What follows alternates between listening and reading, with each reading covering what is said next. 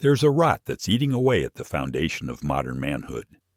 It's a silent decay happening behind closed doors, on glowing screens in the dead of night. It promises connection, but delivers only isolation. It promises pleasure, but leaves behind a hollow ache. We don't like to talk about it. It's uncomfortable. It's shameful. But I'm going to talk about it, because a good carpenter doesn't ignore rot just because it's hidden in the floorboards. He exposes it to the light. He cuts it out, and he replaces it with something strong. I'm talking about pornography. And I'm telling you right now, son, that making the decision to quit porn is by far the best, most important decision a man can make for himself and for his family. In this video, I'm not going to preach to you or judge you. I'm going to give you the blueprint to tear down this destructive habit and build something better in its place, something real. I'm Michael. For 55 years, I've worked with my hands. I know that the integrity of any structure depends on the quality of its materials. And I've learned that the same is true for a man's character. The things you build your mind and your spirit with will determine your strength. I've seen good men weakened by this digital poison, and I've seen them find their strength again when they finally decide to walk away. This is one of the most important builds of your life. So before we draw up the plans, make sure you're subscribed and have that notification bell on, because this is a lesson you can't afford to miss. Let's be clear about what we're dealing with here. This isn't about being old-fashioned or afraid of technology. This is about understanding the nature of the material you're working with. Pornography is not a harmless fantasy. It is a cheap, mass-produced, toxic material that you are using to build your understanding of intimacy, of women, of your own desires. Think of it like this. You're building the most important structure of your life, your relationship with your wife, your family, yourself. Would you build your home with drywall that you know is full of mold? Would you frame it with wood that you know is infested with termites? Of course not. You'd go out of your way to find the strongest, most honest materials you could. Yet men are willingly pumping this poison into their minds every single day. And then they act surprised when the walls of their relationships start to crumble. They wonder why they feel disconnected from their wives, why they lack motivation, why they feel a deep sense of shame they can't quite name. It's because they've been building with rotten materials. You're creating what's called a dopamine debt. Every time you indulge in that high-stimulus fantasy, you're taking out a loan from your future happiness. And the interest on that loan is brutal. It's paid with your motivation, your attention, and your ability to connect with your real life. You start to see your wife not as a person, but as a problem.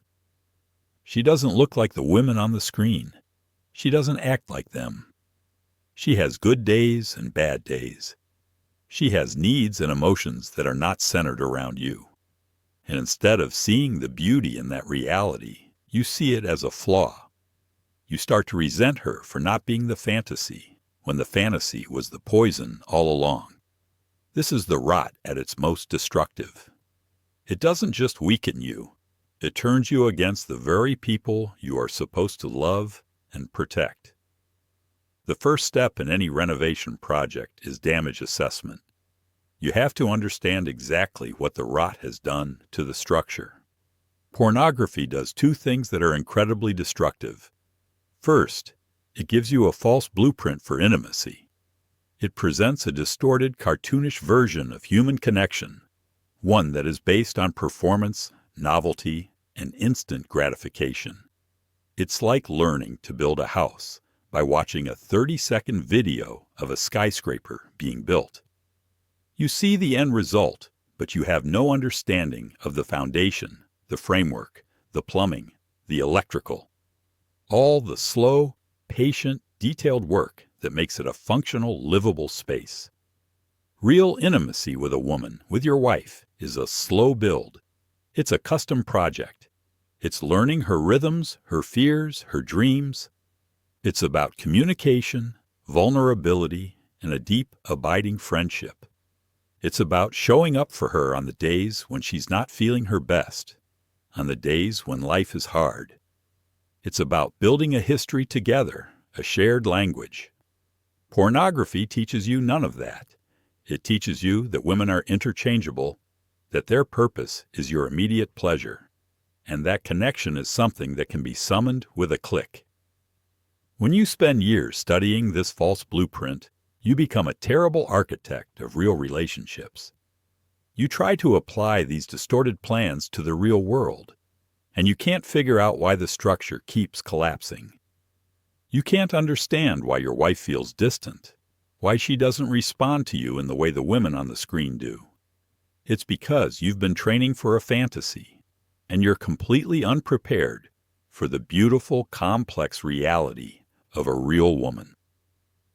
Second, pornography fundamentally rewires your own internal machinery. It's a powerful drug that floods your brain with an unnatural amount of stimulation. Think of your brain's reward system as a finely tuned engine. It's designed to run on the high-quality fuel of real-world achievement, connection, and love. These things provide a steady, sustainable energy. Pornography is like pouring rocket fuel into that engine. It gives you an intense, immediate blast, but it also burns out the engine over time. The normal, healthy pleasures of life, a good conversation, a shared laugh, the gentle touch of your wife, start to feel dull in comparison. They can't compete with the rocket fuel. So you need more and more of the drug to feel anything at all. This is why so many men who are deep into this habit lose their motivation for life. They're not lazy. Their engines are just burned out. They've exhausted their capacity for joy on a cheap imitation, and now they have no energy left for the real thing. What do you think is the biggest lie that modern society tells men about relationships? I'm genuinely curious to read your perspective in the comments. So how do you begin this renovation project? You start with demolition. You have to be ruthless. You cannot negotiate with rot. You cannot decide to keep a little bit of it because you enjoy the way it looks. You have to cut it all out. This means getting rid of your stash. All of it. It means installing blockers on your devices. This is not a sign of weakness. It is a sign of a smart builder. A smart builder doesn't rely on his own willpower to keep from using faulty materials. He removes the faulty materials from the job site entirely. He creates an environment where it is easier to do the right thing than the wrong thing. This is your first, most critical act of construction. You are building a wall, not to keep life out, but to keep the poison out. This demolition phase will be hard. Your brain, which has become accustomed to the rocket fuel, will scream for it. It will tell you that you need it, that you can't live without it. It will try to trick you, to bargain with you. Just one last time. Just a quick look.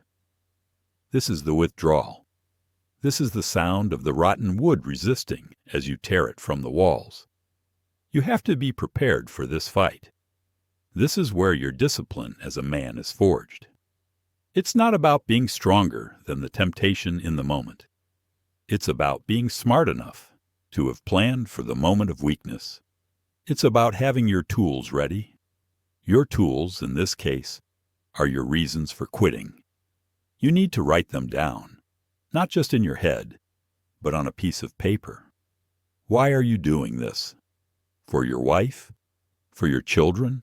For your own self-respect? For your faith? Write it down and put it somewhere you can see it. When the craving hits, you read that list. You remind yourself what you are building and why the temporary pleasure is not worth compromising the entire structure. I've known men who have gone through this process. Good men, strong men. One, a friend of mine from my early days in the business, was a brilliant carpenter. He could build anything, but his marriage was falling apart. He was distant, angry, and his wife was thinking of leaving.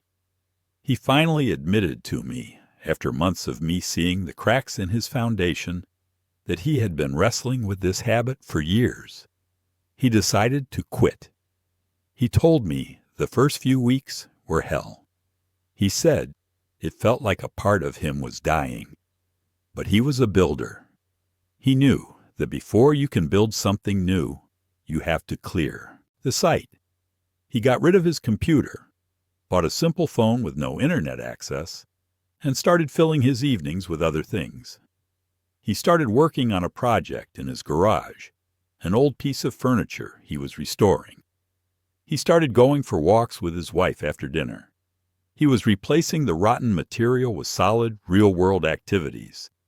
It was a slow process, but month by month I saw him change. The light came back into his eyes. He started laughing again. He and his wife started acting like a team again. He told me one day, "Michael, I feel like I've been living in a fog for 10 years, and it's finally lifting." He didn't just quit a bad habit. He demolished a prison and walked out into the sunlight. It's crucial to understand this point. When you remove a habit that has taken up so much time and mental space, you create a vacuum, a void. Your mind, like nature, abhors a vacuum. It will rush to fill it with something. If you are not intentional about what you fill it with, it will fill it with the old habit, or a new one that is just as destructive. Think of it like digging out a rotten foundation post. You're left with a deep hole. If you just leave the hole, the surrounding dirt will eventually collapse back into it. It's unstable. What a builder does is immediately fill that hole with fresh, strong concrete. He replaces the weakness with intentional strength. That's what my friend did. He didn't just stop one thing. He actively started doing other things. The garage project, the walks with his wife, that was him mixing the concrete.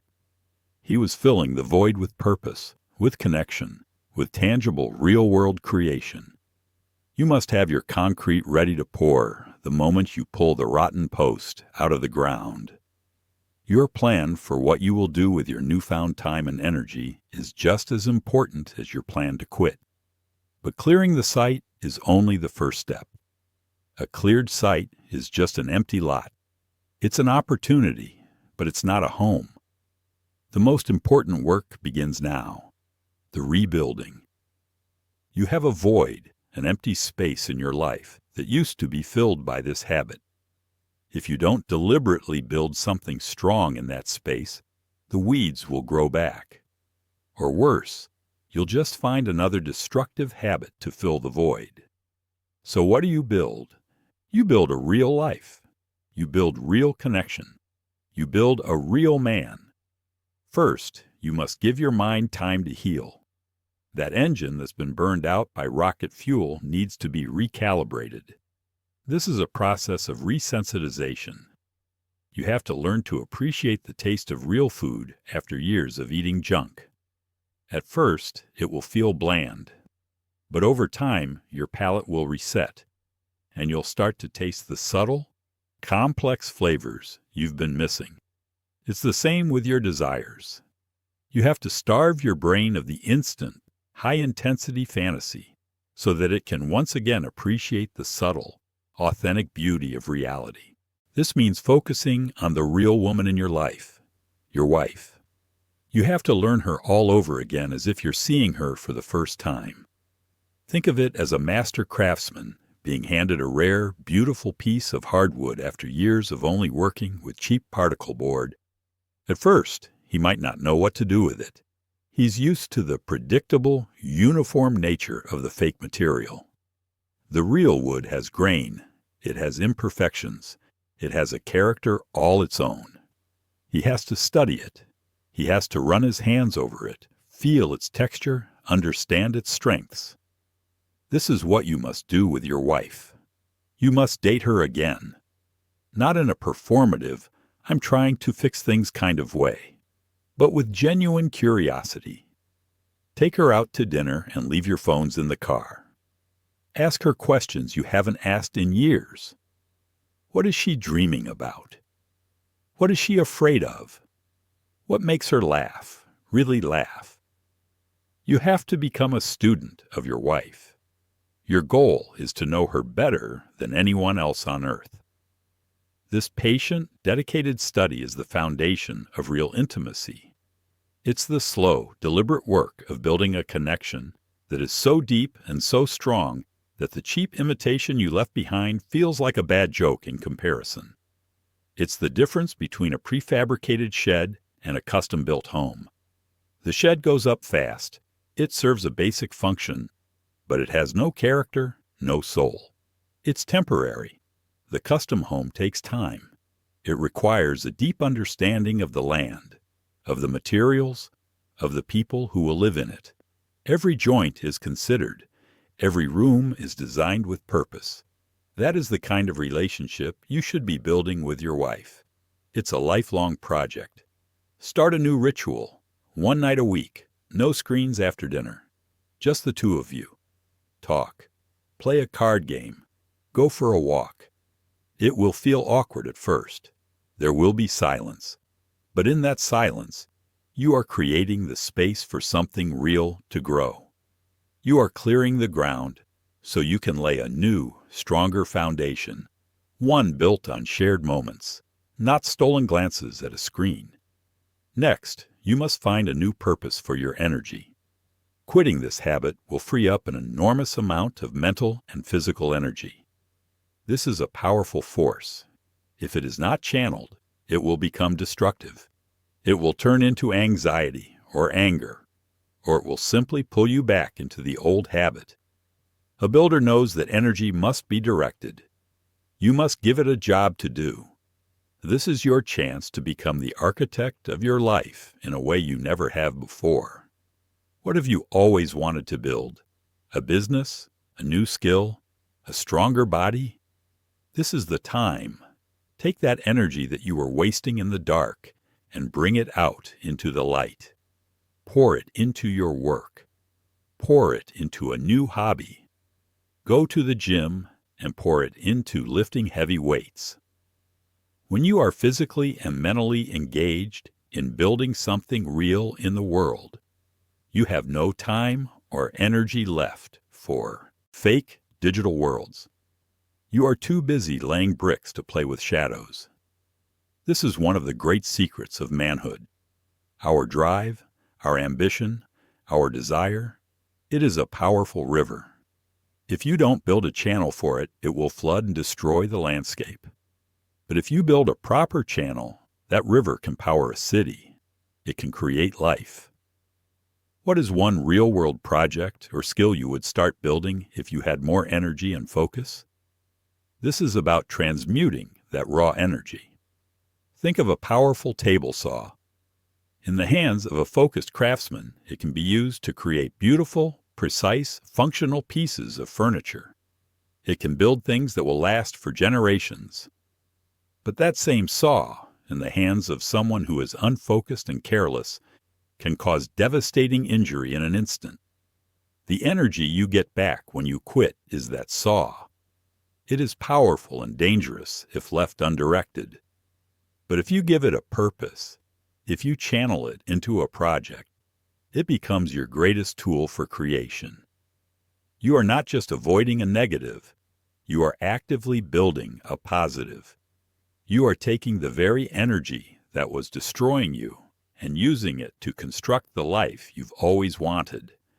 That is the ultimate act of a builder. Finally, you must understand that this is not a battle you have to fight alone. In fact, you probably can't. One of the most insidious things about this habit is the shame it creates. And shame thrives in isolation. It's a mold that only grows in the dark. The moment you bring it into the light, it starts to lose its power. This means finding another man you can trust. A brother, a friend, a mentor. Someone you can be honest with.